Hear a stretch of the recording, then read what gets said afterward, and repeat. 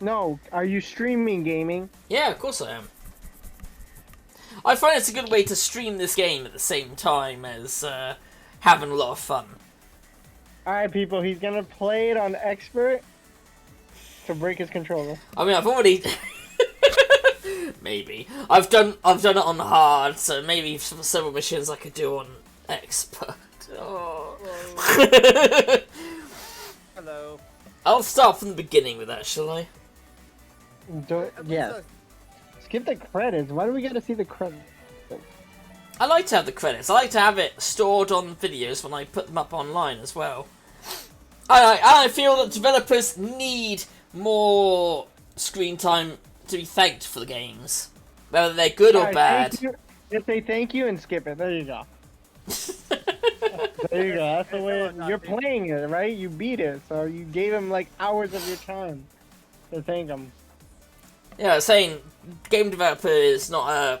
It's pretty much a thankless job a lot of the time, unless you're a big name like some of those that have gone off to do their own things. Like what? Sip Meyer, Will Wright, let's see, Tim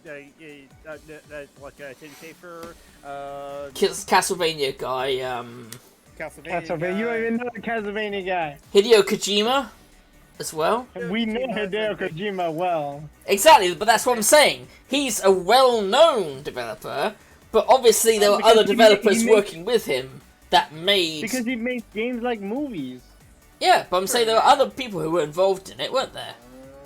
Yes, but that's it. Yeah, exactly, Udachi. See, Udachi agrees. Exactly, Udachi.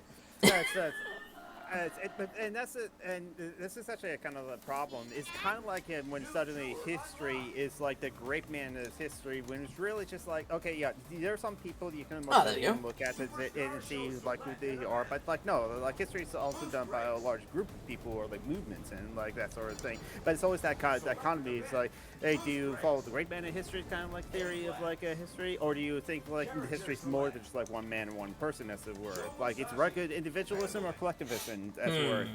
That those things are a dichotomy, obviously, or at odds with each other, but like people they are in one world.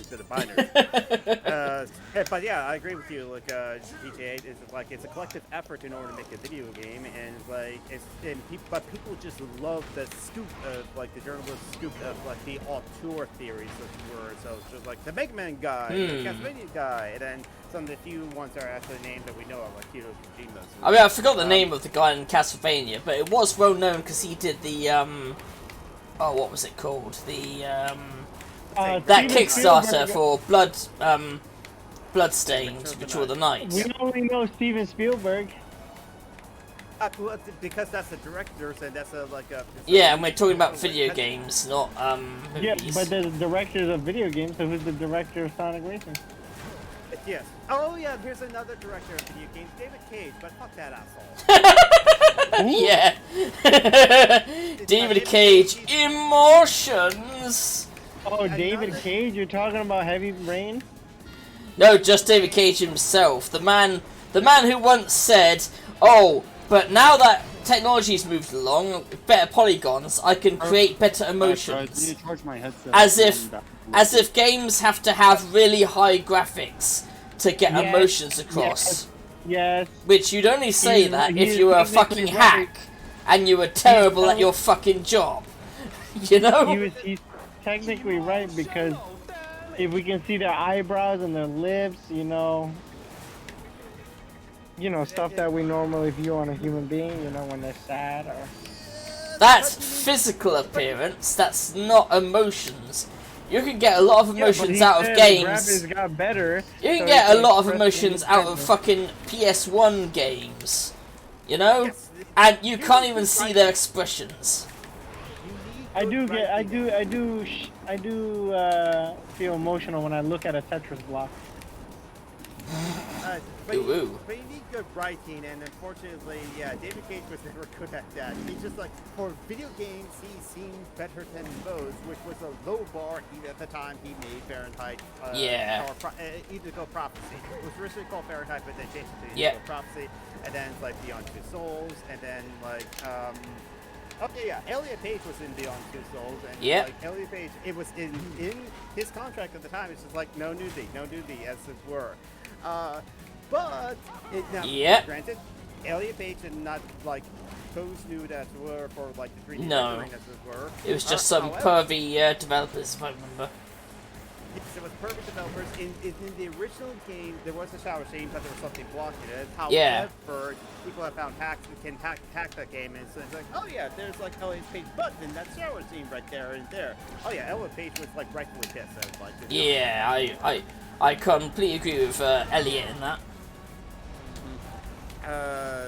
Elliot Page was hot when, back then. Yeah, Elliot Page still is, in my opinion.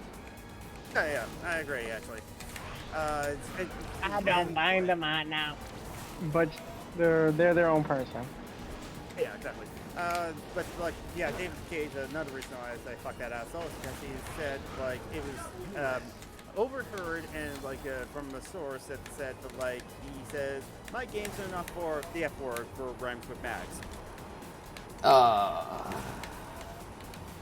Yep. Well, guess what? Games are now on my shit list and I will not stream. Ain't nobody perfect. That's how it is. Still owns you know who's a good writer? Amy Henniger. And that's her name. She does the Uncharted. She did the Uncharted. Oh yeah. Did have good writing. Yeah. She did also Star Wars. She was fucking fantastic with her writing. She also was involved in that project that unfortunately never saw the light of day. That yeah, the Star Wars. That's regular people. They're not Jedi. Wasn't it like Floor 66 or something, or like Floor 444 or something? It's some place where in the lore it's meant to be like full of criminals and such down on deep in Coruscant. If I remember. You know what, like, this reminds me of, like, the Star Wars, but it's just, like, regular people doing regular things. That reminds me, I got to, like, watch this show, Star Wars Rebels, that a friend of mine recommended. But basically, it's kind of like the crew that made the Clone Wars TV show, the CG animated one. Better respect the Clone Wars. The Star Wars Rebels was the show that they made after Clone Wars. So it's just like Dave Filoni. Maybe I don't know. He's the creator. Maybe. Well, the 3D animated Clone Wars, not the 2D animated Clone Wars. Even though 2D animated Clone Wars was pretty good too. It was. 2D animated Clone Wars series was like really good actually. Honestly, better than prequels because that's a low bar. But like, no, there were good like action, good like drama in there. It was the guy who made Samurai Jack that made the 2D. Oh yeah, I think I remember hearing that. Oh, yeah. You mean Tarkovsky? Jenny.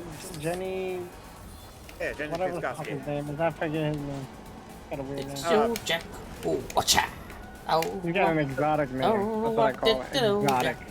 Watch out. But like, the person you were talking about probably did the 3D animated one, which like I gotta go back and watch all of it again because like what I've seen of the 3D animated one, it's good. I mean, like redeeming Anakin Skywalker, even redeeming Jar Jar from what I heard, is just like, wow. When you have good writing, you care about the characters you're writing for, you can actually get people to care about the character. Magic that. Yes. See, David Cage? That's what writing is called. I like his Heavy Rain game. Oh, I didn't, because when I originally heard about it, I was told that it was going to have, like, multiple endings where the killer was different every time, but it wasn't. Well, that's based on your choice. The choices you make. No, it's always the same person who the killer is.